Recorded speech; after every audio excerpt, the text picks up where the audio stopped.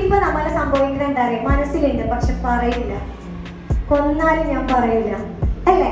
അപ്പൊ നമ്മളെ ഉൾവലിയിപ്പിക്കുന്ന ഒരു പവർ നമ്മളുടെ ഉള്ളിലുണ്ട്. നമ്മളുടെ കൂടെ രണ്ടാളാണ് ഉണ്ടാവുക. ഒന്ന് നമ്മളെ ഹെൽപ്പർ, ഒന്ന് നമ്മുടെ കൂടെ ഒരു ലേസി പേഴ്സണും കൂടെ ഉണ്ടാവും. ലേസി പേഴ്സൺ എപ്പോഴും നമ്മളെ കംഫേർട്ട് സോണിൽ ഇങ്ങനെ ഇരുത്തും.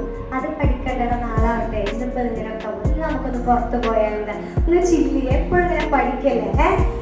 പക്ഷെ നമ്മുടെ ഹെൽപ്പർ നമ്മൾ എന്ത് ഉദ്ദേശിച്ചോ അതിലൊക്കെ എത്തിക്കാൻ നമ്മളെ കൊണ്ടുപോകുന്ന ഒരു വ്യക്തിയാണ്.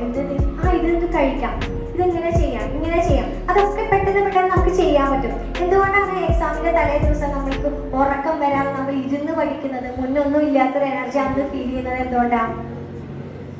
നമ്മളുടെ കയ്യിൽ എപ്പോഴും ആ ഹെൽപ്പർ ഉണ്ട്, പക്ഷെ നമ്മൾ ആ ഹെൽപ്പറെ യൂസ് ചെയ്യുന്നില്ല.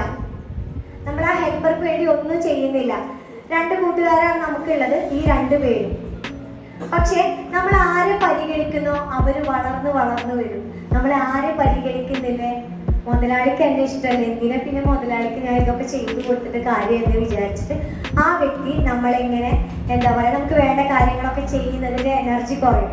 അപ്പൊ നമ്മൾ കൂടുതൽ ഈ മടിയനാണ് സപ്പോർട്ട് ചെയ്യുന്നതെങ്കിൽ മടിയന് കൂടുതൽ എനർജി കിട്ടും.